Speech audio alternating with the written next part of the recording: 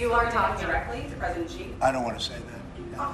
It's just not appropriate. But you're sorry. Has he called you directly, President Xi? It was pretty obvious that he has, but we will talk about that soon. It's not that important because honestly, we're going to have a deal.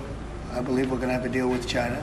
So China and the U.S. are talking Yep. on tariffs. Oh, sure. I think we're going to make a deal with China. We're going to make a deal with everybody. How much time? How much time? I would think over the next 3 or 4 weeks. 以推高了全球的海运成本，扰乱了全球产供链的稳定。我们敦促美方尊重事实和多边规则，立即停止错误作为。中方将采取必要的措施，捍卫自身的合法权益。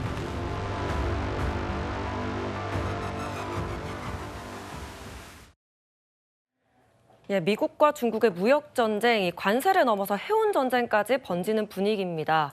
이 트럼프 대통령이 중국과의 관세 협상이 3, 4주 내에 마무리될 거라고 밝혔지만요. 미국이 중국 해운사의 선박이 미국 항구에 입항을 할 때 입항 수수료를 받겠다라고 한 겁니다. 그래서 중국이 즉각 반발을 한 상황을 지금 영상에서 보셨고요. 이 미국 무역대표부가 발표한 내용을 보면 180일 뒤부터 미국 입항 수수료를 단계적으로 부과한다는 거예요. 그 부과 대상에는 중국 해운사뿐만 아니라 중국산 선박을 운영하는 해운사, 그러니까 다른 국가의 해운사더라도 중국산 선박을 운영을 하면 이곳들에도 입항 수수료를 단계적으로 부과하겠다는 겁니다. 자, 10월부터요. 톤당 $50를 부과하고 2028년에는 $140로 인상을 하겠다. 이런 계획을 밝힌 겁니다. 허준 변호사님. 지금 좀 관세 압박을 거세게 하고 있는 와중에 중국은 나름대로 의연한 태도를 보였단 말이죠. 그런데 앞서 영상을 보셨다시피 이 해운 관련한 전쟁에 나서려고 하니까 상당히 날 서 있는 반응이었거든요.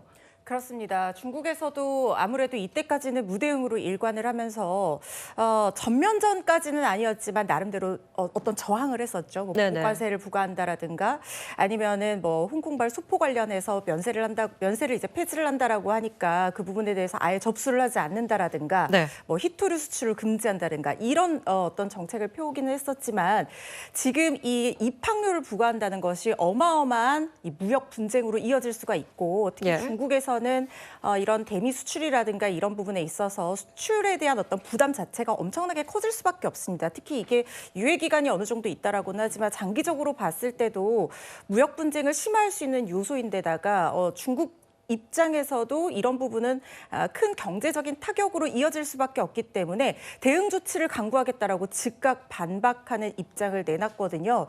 어떤 대응 조치를 취할지는 아직 구체적으로 나오지는 않은 상황이긴 합니다만 일단 지금 트럼프 대통령이 그래도 약간의 유화적인 제스처도 취하고 있단 말이죠. 그래서 이게 만약에 미국과 중국의 계속적인 어떤 무역 분쟁으로 이어지게 된다고 하면 미국과 중국만 영향이 있는 게 아니라 전 세계적으로도 영향을 미칠 수가 있게 번져나갈 수가 있습니다. 물론 우리나라 같은 경우에는 이 틈새 시장을 이용해서 어느 정도 반사이익을 볼 수 있다 이런 전망도 나오고 있기는 하지만 어떻게 될지는 좀 지켜봐야 되는 상황입니다. 네, 손석우 평론가님. 네. 뭐 해운 전쟁이라는 이야기까지 나오고 있는 건데 미국 측에서 이렇게 한 조치가 좀 어떤 영향을 미칠지 어떤 의미인 건지 궁금하고요. 또 중국 측이 내놓을 수 있는 대응은 뭐가 있습니까? 이게 비관세 조치잖아요. 하지만 이게 사실 중국산 배로 들여오는 수입품에 대해서는 또 사실상 관세를 부과하는 것으로도 봐야 되겠거든요. 그러니까 관세 장벽을 더 공고히 세웠다라고도 볼 수 있겠고 얼마 전에 트럼프 대통령이 미국 조선업 부하를 행정명령에 서명했지 않습니까? 그러니까 미국 조선업 부하를 위해서는 자국의 선박 건조 능력을 키워야 되고 이를 위한 시장을 만들어야 되는데 그러려면 누군가의 자리를 밀어내야 되겠죠. 그래서 그 첫걸음을 지금 중국 조선 해운업을 타겟으로 압박을 가하고 있다라고 볼 수 있는 거고 중국이 이제 가격 경쟁력이나 꽤 괜찮은 이 선박 건조 능력을 갖고 있어서 지금 세계 조선 시장의 절반 이상을 중국이 차지를 하고 있거든요. 그래서 중국 선박의 직접 세금을 부과하는 것은 아무래도 한계가 있기 때문에 또 우회 경로가 만들어지기도 하고요. 그래서 입항 수수료를 부과함으로써 중국 선박을 이용한 해운사들까지도 압박하는 효과가 있겠다라고 보여지고, 따라서 이거는 트럼프 특유의 저인망식 압박 전략이다 이렇게도 해석이 되고요. 또 하나 중요한 건 트럼프의 해양 패권에 대한 야심입니다. 네.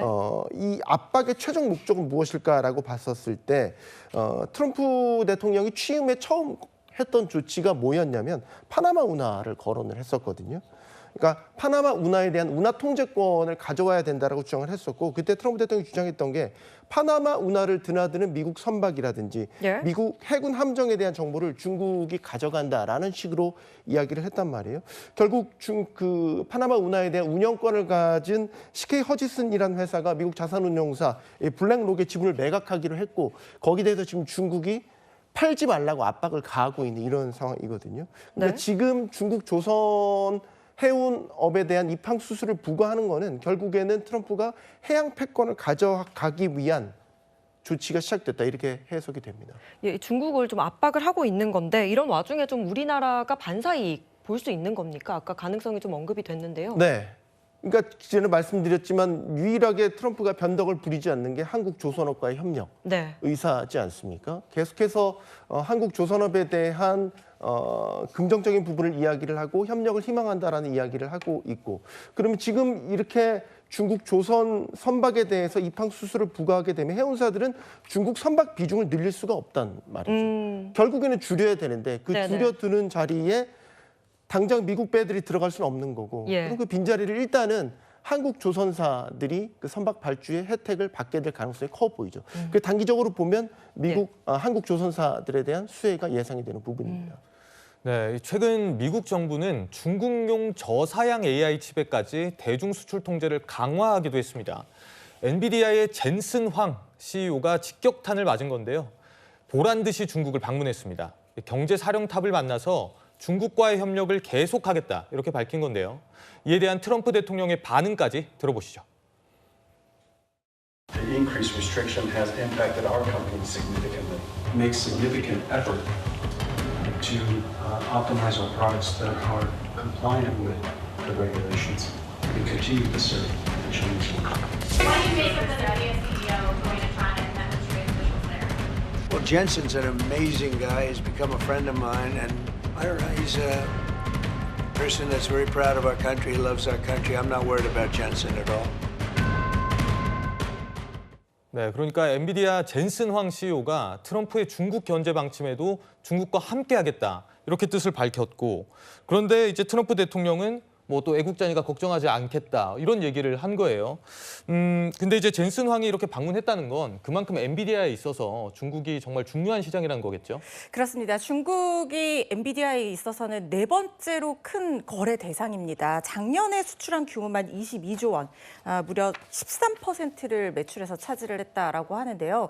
지금 문제가 된 것은 저사양 AI 인공지능 칩인데 이게 이 슈퍼컴퓨터에 연결해서 이 어떤 무기 개발에 쓸 수 있다라는 어떤 우려 때문에 기존에는 규제를 하지 않다가 이번에 규제를 받게 된 겁니다. 그런데 이걸로 인해서 지금 중국 빅테크, 뭐 텐센트라든가 알리바바에서 무려 130만 개의 칩을 주문을 했었는데 이게 다 막혔단 말이에요. 그러면은 그것만 해도 손실이 엄청나고 작년에 지금 이 올렸던 어떤 매출액을 비교해서도 굉장히 지금 손실이 큰 게 이번 분기에만 지금 7조 원이 넘는 손해가 예상이 된다라고 얘기가 나오고 있는 상황이거든요. 그런데 중국 쪽에서는 AI 관련한 어떤 개발을 정부 차원에서도 굉장히 독려하고 있고 각종 규제도 많이 철폐를 하고 있습니다. 그렇기 때문에 엔비디아로서는 이 중국 시장을 포기를 할 수가 없는 이 너무나 중요한 시장이기 때문에 계속해서 우호적인 관계를 유지를 하고 이런 규제에도 불구하고 규제를 어느 정도 지키는 선에서 우회해서라도 계속 뭔가 사업 거래를 이어나가고 싶다. 이런 것들을 표현한 그런 상황으로 보입니다. 네, 그러니까 이제 엔비디아에 어떻게 보면 불똥이 튄 상황인 건데요. 이 미국 내에서는 중국을 압박하는 행보가 또 이어지고 있는 상황입니다. 평론가님, 네. 이 미국 하원 의회가 우리 이제 중국에 또 AI 하면 딥시크가 있지 않습니까? 네. 그와 관련해서 또 뭐 조사를 지금 하라고 지금 얘기한 상황이라면서요? 네, 일단은 미국 하원 중국 특별위원회가 이 딥시크의 개발 과정을 조사한 16쪽짜리 보고서를 발간을 했어요. 예. 이제 이 내용을 보면 미국이 얼마나 중국 AI 굴기에 대해서 두려움을 갖고 있고 아예 전방의 압박 수단을 통해서 아예 공급망 자체를 끊어버리려고 하는 의도들이 다분하게 보입니다. 일단 여기 보고서 내용을 보면 크게 두 가지입니다. 딥시크 모델이 미국으로부터 불법적으로 유출된 기술을 통해서 제작된 것으로 보인다가 하나가 있고요. 그다음에 이 개발 과정에서 중국으로 수출되면 안 되는 칩을 사용됐다라는 점을 적시를 하고 있습니다. 크게 두 가지 결론을 내고 그래서 결국에는 미국 안보에 딥시크가 우려가 된다라는 결론을 내고 있고요. 매우 강력한 통제 방안들을 권고를 하고 있는데 이게 상당히 수위가 높습니다. 일단은 이 제3국으로의 칩 수출을 더 강력하게 통제를 할 것을 권고를 하고 있고요. 또 칩 제조사들이 최종 이용자를 추적을 해서 정부에 보고를 할 것을 의무화하고 있습니다.